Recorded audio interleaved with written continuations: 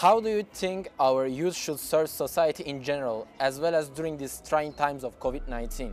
Do you have any ongoing plans or programs to encourage them to serve and better our society?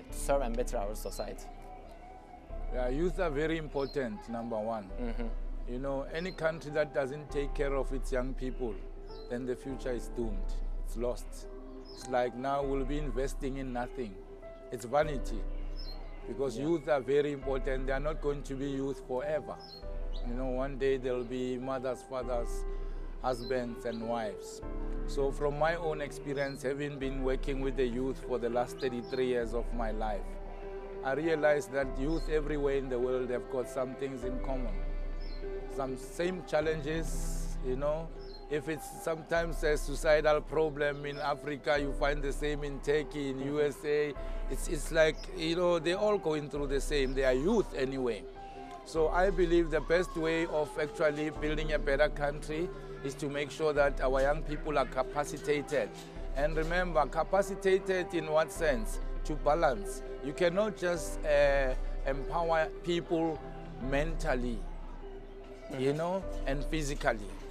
You know, we need to balance, you know. I think most of the time we tend to ignore the spiritual side of it. Exactly. You know, if we could consider the spiritual side of people and encourage our young people and youth, you know, to focus in their spirituality, then, because the scripture says, young ones shall see visions and they shall prophesy, and the old ones shall dream dreams.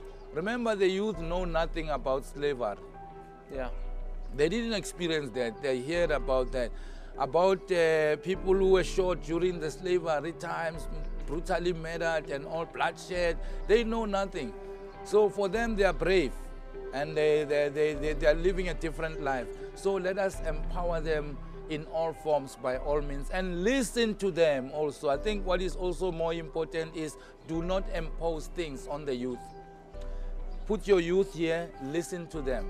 Hear their interests, hear their challenges, listen to their fears, listen to things that they come across, the language, the levels they are, the kind of music they play, you know, let's do your research, you know, then you must understand who you're dealing with at the end of the day. And we can produce better young people of tomorrow. If you look at places like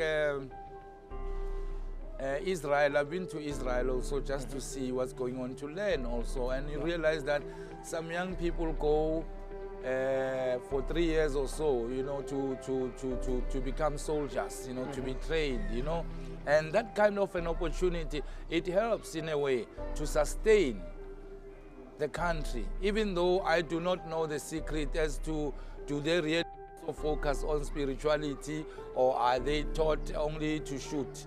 You know, that's also, but you know, I know you learn discipline, you know, you learn to be a responsible citizen of the country. So in our country like South Africa, we have so many challenges around the youth.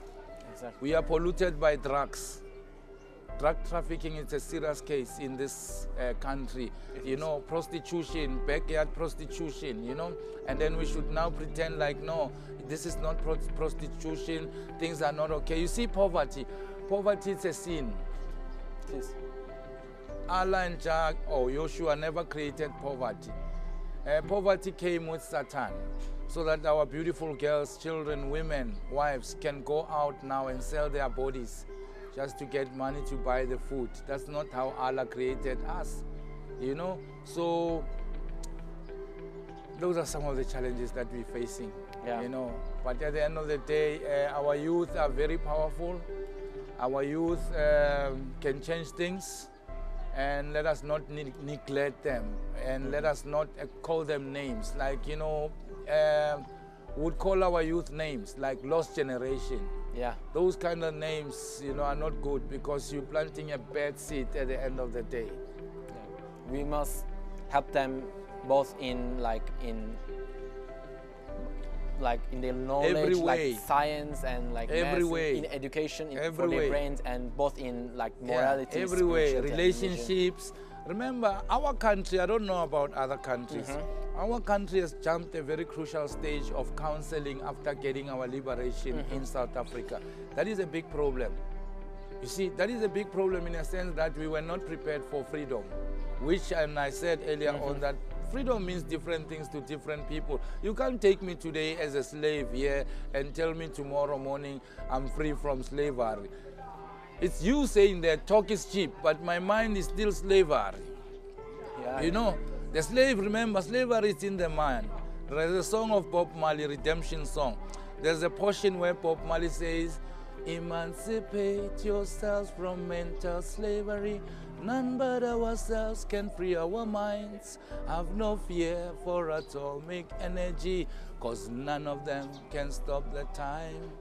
So, you know, great icons like Bob Marley said it long time ago. Mental slavery is dangerous. So that's why today, one of the main programs that we need to focus on, which we started sometime, especially just now before COVID, it's mental health. You know, mental health problem, you know, it's a serious problem, especially to the youth. If we want our youth to become better young people of tomorrow, leaders of tomorrow, we need to give them counseling by all means. Counseling doesn't mean you're sick. Counseling, it's all about preparing you. And me also, you know, I don't know, that's my personal view. Things like reparations, you know, they never took place in this country. I don't know which day are we waiting for. While kids are suffering, people are dying in the ghetto. You know, HIV, AIDS, cancer, sugar, diabetes, all sorts of diseases and sicknesses. You know, that's what we live with right here. And then somebody will tell you that there's equality, there's freedom. Then you ask yourself, what is freedom? What is education? What is equality and stuff like that? And belly fools, but we hungry, so said Bob Marley. Them belly fools, but we are hungry. They've got big stomachs. Most of them, you must check them. You know, their bellies are full. They're earning fat checks, you know, full of blood. They're eating the bread of sorrow. Bread full of blood of the innocent. They're not even ashamed. But we're watching them. Because us, we place our eyes up on the hill and ask Allah to bless us. And we're not even saying to Allah and Jah, Joshua, we're not saying we should be rich. No, no, no. Just to be able to afford basics. That's what most people are looking for. Me, I don't want to be rich with money. I'm rich already with Jah love.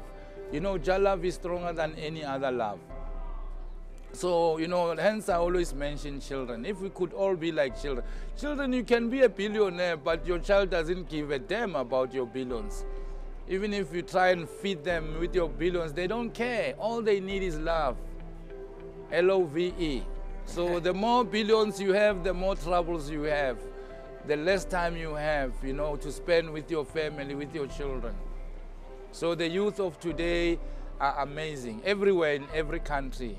You know, they are the same when you check them with their spiritual eye. They are the same, amazing. Afghanistan, beautiful young people, but there's war. You know, you look at Bangladesh, recently is going through a lot of things. You know, people drowning, trying to escape because there are shootings. You know, I saw this place, I was watching a documentary. Actually, a number of countries. There's nowhere where you find quietness. In France, fire is burning now. You know, in Brazil, how many lives are we losing during this COVID-19? Innocent people, people who didn't cheat, people who didn't steal, but people who were victims that were victimized probably by the rulers of the world. And why this COVID doesn't hit all these who are stealing for the people? But Allah knows the right time and the right way of doing things. Emancipate yourself from mental slavery. Number two, ourselves can free our mind. Have no fear for atomic energy, cause none of them can stop the time. For our last question, during your time of getting to know and understand Fethullah Gülen, what, according to you, was the most interesting aspect about him? Can we say world peace? Like, yeah, can we say world peace? And have you read anything about him before?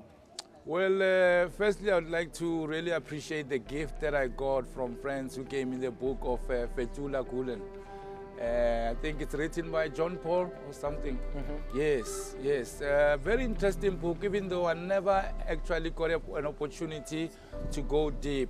But already the little that I read, it shows me so much about his passion and a commitment about his country, Turkey, where he had to leave Turkey like other Turkish people and then had to sacrifice his life, participate outside Turkey in other countries like USA, and still keep on talking about the importance of religions like Islamic, and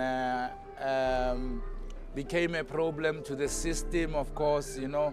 But basically, I would say when you look at Gülen for me is more like another Mahatma Gandhi who stood for peace, to say be the change that you want to see, you know, as Mahatma Gandhi. And Gülen is also here to say let us have world peace. Let us be allowed to be who we are without other people expecting us to be who they want us to be, because that's the tendency about the system. Remember here, people like Gülen, myself, and you, and others out there who are revolutionists, you know, we don't fight against our people. We fight against the force that is actually indoctrinating our people, the system. And the system has no color. You know, many people still need to be taught, because also mentally they were brainwashed. The system has no color. Us as Rastafari, when we speak about Babylon system, we speak about evil. And some people will misunderstand and think we say Babylon system is white people who used to oppress us as black people. No, no. Babylon system has no color. If it's white, then it's black again, because you still find other black people, our own people, who are still in power and then eating the blood of sorrow. So Gülen for me was actually promoting humanity. Gülen for me felt that he should take the responsibilities, you know, to solve the problem in Turkey. But remember also, a prophet is not appreciated in their own town. So Gülen is more known and respected in other countries like USA for his works. But at the end of the day, the credit goes where? Back to Turkey. And I know Turkey has also been experiencing a lot of violence, you know, tensions, conflicts, and stuff like that. But I'm looking forward to read more. No, thanks for this opportunity. What I would like to say to everyone who's watching here is that I'll quote one of Bob Marley's quotes. Bob Marley said, "In abundance of water, a fool is thirsty." So, which simply means if you look around you, there's still positive things, there's still good things. You can still make a change, despite of all negative things that are around. Let us stop mourning, grieving, crying, complaining, and pointing fingers, you know. Instead of counting how many times we fall, rather let's count how many times we stand. So to be positive will help us to build a positive nation, positive families, and we'll have positive children. Everything will just be positive. Bob Marley says, if you get up and you quarrel every day, you are saying praises to the devil, I say. Why can't we help one another on the way and make it much easier? Because it's a new day, it's a new feeling, it's a new sign. Are you picking up? Jah love, protect us. So you are special, whoever you are, however, wherever. So Jah bless, Bismillah, one love. Thank you so much, sir, for having us here. Thank you. Teşekkürler. Teşekkürler. Teşekkürler. Yeah. Teşekkürler. Hey. Teşekkürler. Teşekkürler. Emancipate yourself from mental